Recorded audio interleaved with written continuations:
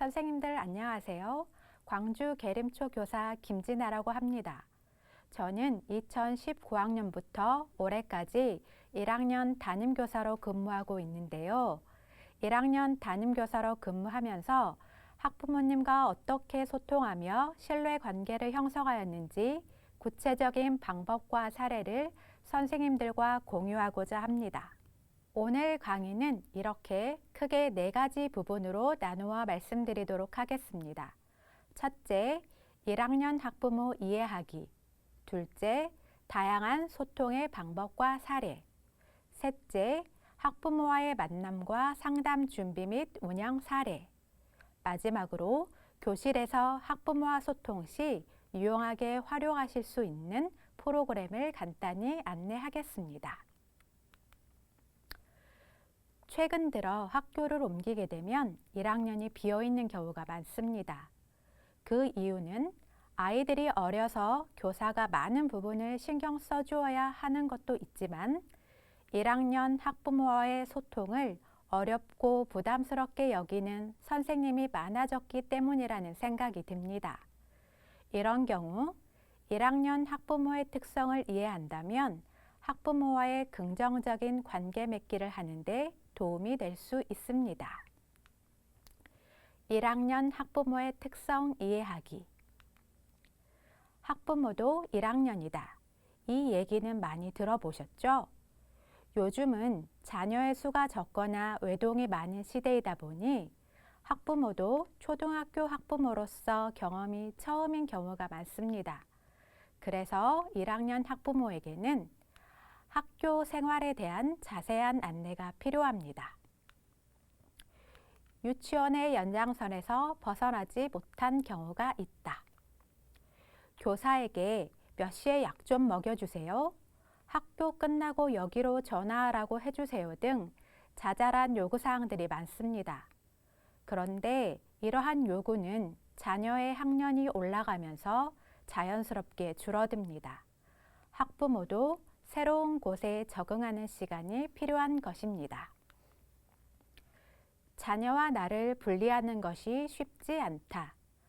그렇기 때문에 교사는 학부모에게 자녀를 독립적인 인격체로 대하는 것, 자녀에게 스스로 할 수 있는 기회를 주는 것이 중요함을 자주 이야기해 주어야 합니다. 자녀의 첫 학교 생활에 대한 불안감이 크다. 하지만 동시에 기대감도 큽니다. 이러한 기대감은 학교 교육 활동에 대한 관심과 참여로 이어집니다.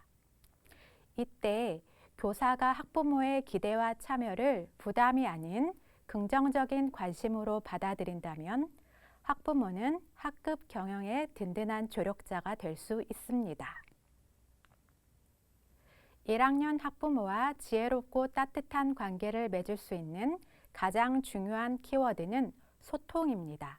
지금부터 학부모와의 소통 방법과 사례를 말씀드리도록 하겠습니다. 교사가 가장 흔하게 사용하는 소통 방법 중 하나가 알림장입니다. 알림장을 통해 학사 일정, 준비물 등 다양한 안내가 이루어집니다. 이때 친절한 알림장을 적어주시는 게 좋습니다. 미리, 자세히, 여러 번 안내를 하는 것이 필요합니다. 미리 안내를 한다는 것은 학부모님께, 특히 직장 생활을 하시는 분들께 충분히 준비할 시간을 드리는 것입니다. 그리고 준비물 하나를 안내하더라도 그 준비물의 크기, 용도, 수업 중 어디에 사용되는지, 관련 사진이 있다면 첨부해 주시는 것도 학부모의 이해를 도울 수 있는 방법입니다. 그런데 종이 알림장의 경우 쌍방향 소통보다는 단순한 전달 및 안내에 그치는 경우가 많아 자녀의 학교생활 모습을 궁금해하는 학부모의 요구를 충족시키는 데는 부족한 부분이 있습니다. 제가 알고 있는 한 선생님께서는 알림장에 그날 활동한 학습지 등을 첨부하여 보내신다고 합니다. 그럼 가정에서는 오늘 우리 아이가 어떤 공부를 하였는지 파악하고 이에 대한 피드백을 알림장에 적어주신다고 합니다.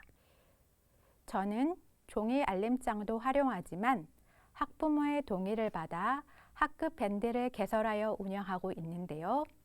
이를 통해 알림장 탑재 및 오늘의 교육 활동을 안내합니다. 동시에 학습 활동에 참여하는 아이들의 모습을 사진이나 동영상 자료로 올리는데 이는 학부모가 자녀의 수업 참여 모습을 접하고 자연스럽게 교육과정 내용도 파악할 수 있도록 도와줍니다. 그리고 첫 학교 생활에 대한 1학년 학부모의 기대와 요구가 무엇인지 파악할 필요가 있습니다.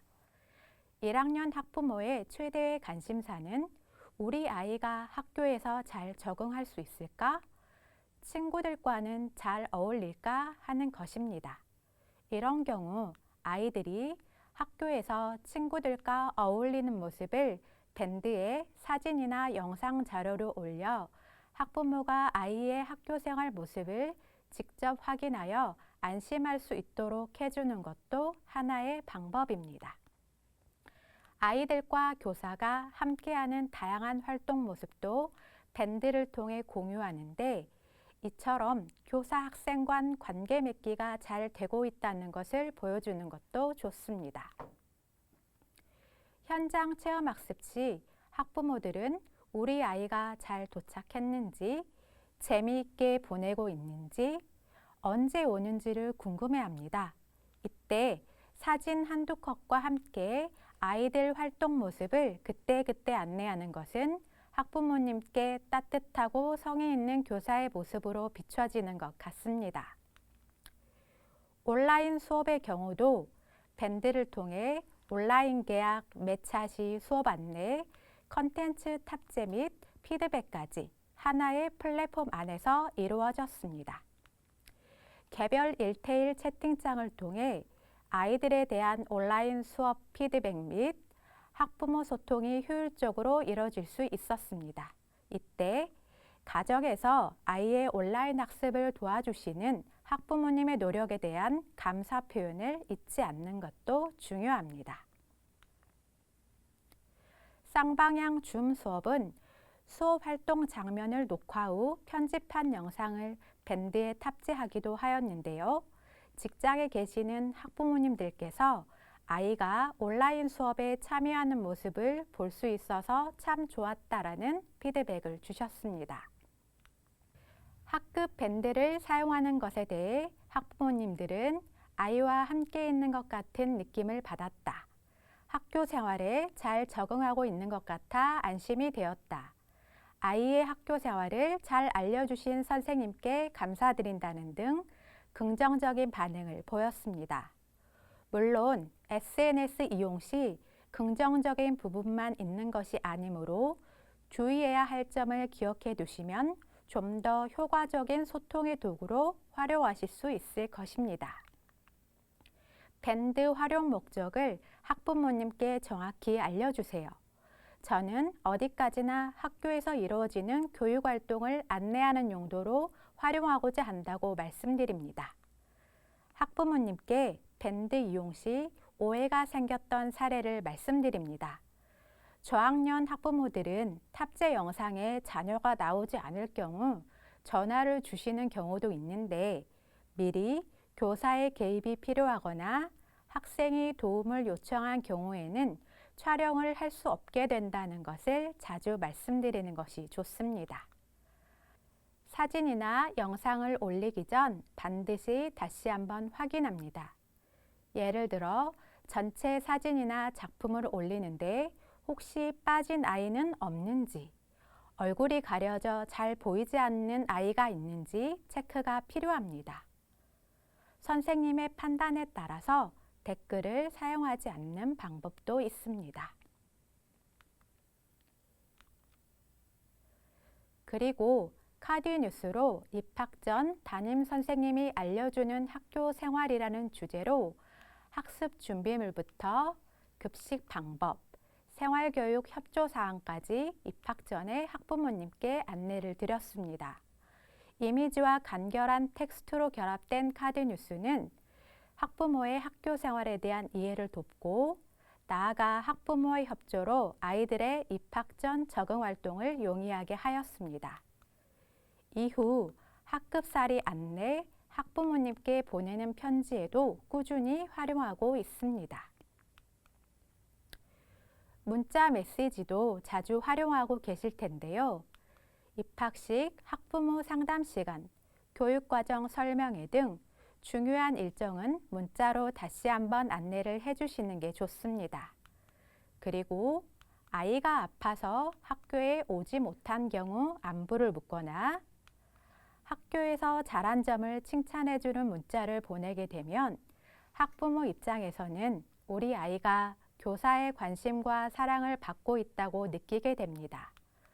또한 학부모님이 학교 행사나 녹색 학부모의 활동에 참여해 주셨을 때 감사 문자를 보내는 것도 필요합니다. 학부모의 참여를 당연한 것이라 생각하지 않고 이에 대한 감사 표현을 할 때 학부모는 학급 일에 더욱 협조적인 태도를 갖게 되고 신뢰 있는 관계가 형성됩니다. 다음의 경우는 문자보다는 전화를 통해 소통하시는 것이 효과적입니다.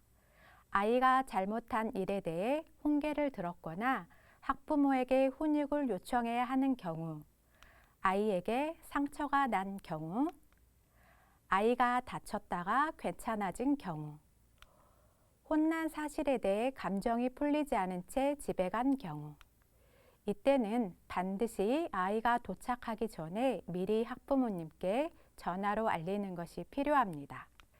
학부모와 올바른 소통은 필요한 것이고 학급 운영에 긍정적인 효과를 가져오지만 학부모의 시간을 가리지 않은 연락은 불편한 상황을 만들기도 합니다.